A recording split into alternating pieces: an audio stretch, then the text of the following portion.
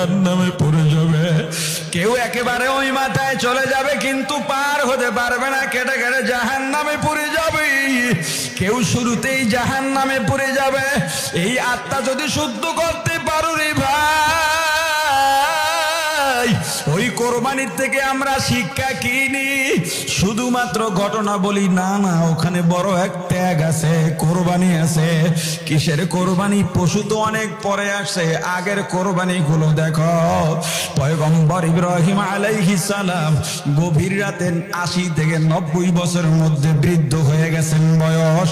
গভীর রাতে আল্লাহর দরবারে দোয়া করতেছেন, রব্বি হাবলি মিনাস সলিহিন, আল্লাহ আমাকে নেক সন্তান দান করেন। আল্লাহ বললেন ফাবাশশারনাহু বিগুলামিন হালিম, ধৈর্যশীল নেক সন্তানের সুসংবাদ আল্লাহ দিলেন। এমন দোয়াই করছেন, আল্লাহ ইসমাইল দিয়া দিছেন, সন্তান হয়ে গেছে। ইব্রাহিম বড় খুশি, দৌড় দেয়, ইবাদত করে, আবার দৌড় দেয় সন্তানের মুখটা দেখার জন্য। আল্লাহ বলেন, ও ইব্রাহিম, এতকাল সন্তান ছিল না, শুধু আমার ইবাদতের মধ্যে থাকতা, এখন কে একটু পাতলা হয়ে গেল নাকি? আমার দিক থেকে মনটা ঘুরে গেল নাকি? বলে না আল্লাহ, সব অন্তরটা ভরা আপনার মায়া, সন্তান এখানে কিছু না। আল্লাহ বলেন, আমি বিশ্বাস করব যদি পরীক্ষা দিতে পারো, কি করা লাগবে? বলে যাও বিবি আর সন্তানকে মরুভূমিতে রেখে আসো। পয়গম্বর একবারও বলেন না কেন, বলছেন নিয়ে গেছেন, এর নাম গোলামি। এই পৃথিবীতে আমার রাসূলের পরে পারিবারিক ভাবে এত বড় কোরবানির ইতিহাস, এত বড় ত্যাগের ইতিহাস আর নাই। সন্তান আর বিবি নিয়ে একটু পানি, কয়েকটা খেজুর, এখন যেখানে বাইতুল্লাহ কাবা শরীফ তার সামনে রেখে এলেন, তখন কিছুই ছিল না। একটু হাঁটা দিয়া সামনে এলেন, মনটা টানে, মনে আর মানে না, পিছনের দিকে তাকাবেন, একটু দেখবেন স্ত্রী সন্তানকে। আল্লাহ জানায় দিলেন, ও ইব্রাহিম, পিছনের দিকেও তাকানো যাবে না। পিছন থেকে হাজেরা ডাক দিছে, ও স্বামী গো, দুধের শিশু আমি একজন মহিলা, অল্প কয়টা খেজুর আর পানি, কবে আসবেন, কোথায় আপনি যান, আমরা কেন এখানে থাকবে, এগুলো আপনি বলে যাচ্ছেন না। ইব্রাহিম আর পিছনে তাকান নাই, চলে গেলেন। হাজেরা ডাক দেয়া বলেন, স্বামী আপনি পয়গম্বর, আল্লাহর নবী, এটা যদি আল্লাহর পক্ষ থেকে ফয়সালা হয়ে থাকে, আমি হাজেরারও কোনো আপত্তি নাই। একজন মহিলা মানুষের কোরবানি এখান থেকে শুরু, এর মধ্যে কোনো পশু নাই, কোন ছাগল ভেড়া বকরি দুম্বা নাই, উট নাই। সন্তানকে দুধ পান করান, পানি পান করান, খেজুর চাবাইয়া নরম করে দেন। পানিও শেষ, বুকের দুধও শেষ, খেজুরও শেষ, খাবারও শেষ, পাগলের মতো হয়ে গেছেন। ইসমাইল, শিশু ইসমাইল চিৎকার দিয়া কাঁদেন, হাত পা সুরে সুরে কাঁদেন। পানির পিপাসা, দুধের পিপাসা, খাবারের অভাব, ক্ষুধা। হাজরা আলাইহিস সালাম দৌড় দেন। ওই মরুভূমিতে বালুকে নদীর পানির মতো দেখা যায়। আমি প্রথম যখন ওমানে গেলাম, সালালা যাই, হঠাৎ করে বললাম গাড়ি ব্রেক ধরেন, ইন্না লিল্লাহ বলে চিৎকার দিলাম, সবাই হেসে দিয়েছে। আমি দেখতেছি পানির ঢেউ, বলে না এগুলো বালু। কাছে গেলে দেখি পানি না। এত ভালো করে তাকাবার চেষ্টা করলাম, বালু বোঝার চেষ্টা করলাম, বুঝতেই পারলাম না। পানি পানির মতোই দেখা যায়, পুরা বালুগুলো পানি। হাজরা আলাইহিস সালাম দেখেন ওই যে পানি ঢেউ, দৌড় দেয় গিয়া দেখেন বালু। সাফা মারওয়া পাহাড়, উঁচায় উঠেন, দেখেন দূরে কোথাও পানি দেখা যায়নি, পাগলের মতো হয়ে গেছেন। ওই সাফা থেকে মারওয়ায় যান, দুই পাহাড়ের মাঝখানে একটু ঢালু নিচা, ওখান থেকে ওখানে নামলে ইসমাইলকে দেখা যায় না। সন্তানের মায়া, ইসমাইলকে যাতে বেশি চোখের আর আল্লাহ করতে হয়, এজন্য ওখান থেকে একটু দৌড় দিছেন। আবার আল্লাহর কাছে এই দৌড়টা এত পছন্দ হয়েছে, আল্লাহ দুনিয়ার হাজিদেরকে বলে দিয়েছেন, ও হাজিরা, আবার হাজিরা যেখানে 7 বার চক্কর দিছি আর দৌড় দিছি, তোমরা যদি দৌড় না দাও, আমি আল্লাহ তোমাদের হজ কবুল করব না।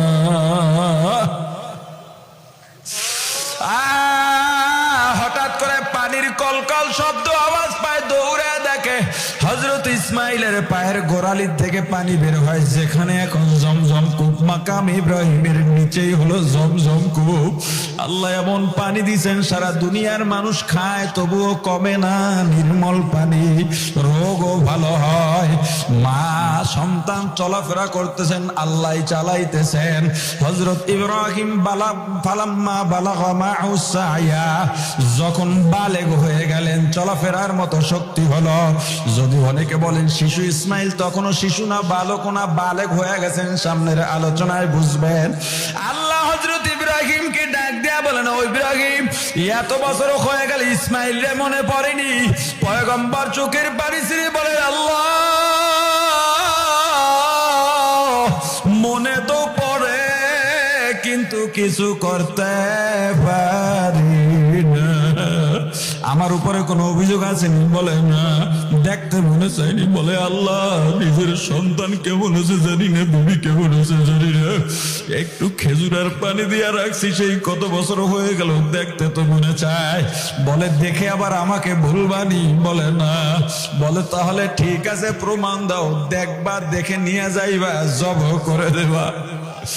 পয়গম্বর একবারও বলেন নাই কেন জবে দেব, এর নাম গোলামি। পয়গম্বর ইব্রাহিম গেলেন, স্ত্রী সন্তানের সঙ্গে দেখা হলো, কত আনন্দ। ইসমাইলকে ডাক দিছেন, ডাক দিয়ে বলে, ইয়া বুনাইয়া ইন্নী আরা ফিল মানাম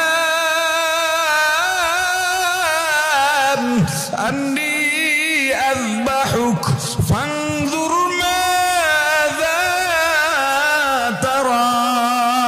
সন্তানকে বলে, বাবা তোমার সাথে পরামর্শ আছে, আমি স্বপ্নে দেখেছি তোমাকে জব করতেছি, তোমার মতামত বলো।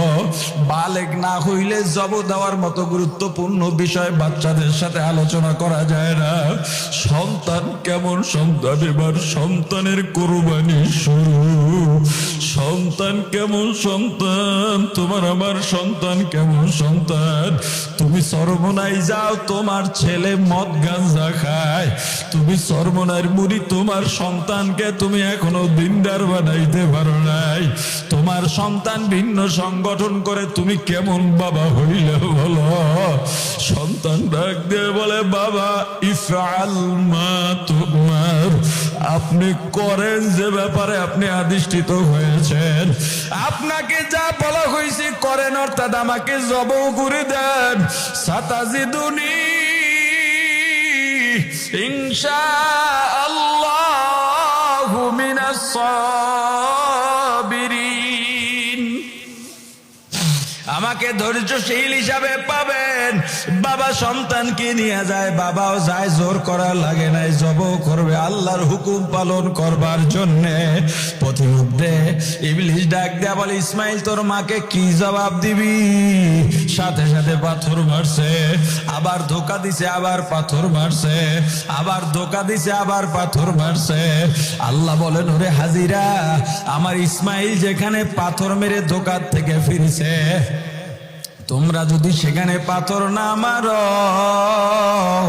আমি আল্লাহ তোমাদের হজ কবুল করব না।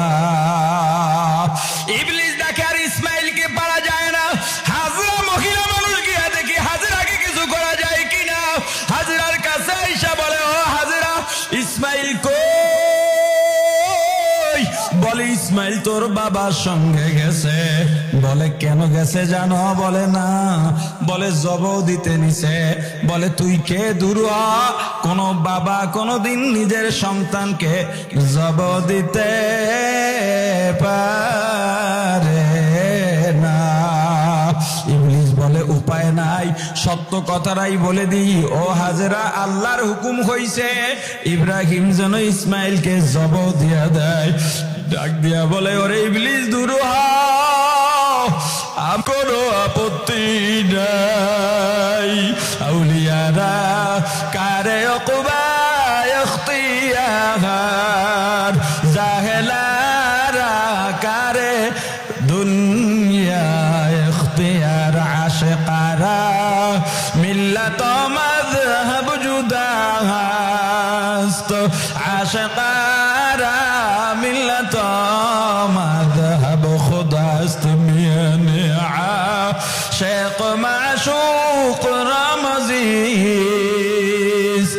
কিরামান কাতিবিন রাম খবর নিস। হাজরা আল্লাহর দরবারে হাত তুলে, ও আল্লাহ, আপনার হুকুম, স্বামী ছাড়া সন্তানকে লালন পালন করলাম, আজকে আপনার হুকুমে জবাব হয়ে যাবে, আমার কষ্ট হয় তবু আমার আপত্তি নেই। আল্লাহ, আমার ইসমাইল যেন উঠে দৌড় না দেয়, আল্লাহ ইব্রাহিম যেন ছেলের মায়ায় না পড়ে ছুরি না চালানো থেকে বন্ধ না থাকে, আল্লাহ তাদেরকে আপনার পরীক্ষায় পাস করে দেন। মিনা ময়দানে এখনো সেখানে সেই একটা পিলার দেওয়া আছে, কোন জায়গায় ইসমাইলকে শোয়াইছে, ইসমাইলকে শোয়াই দেওয়ার পর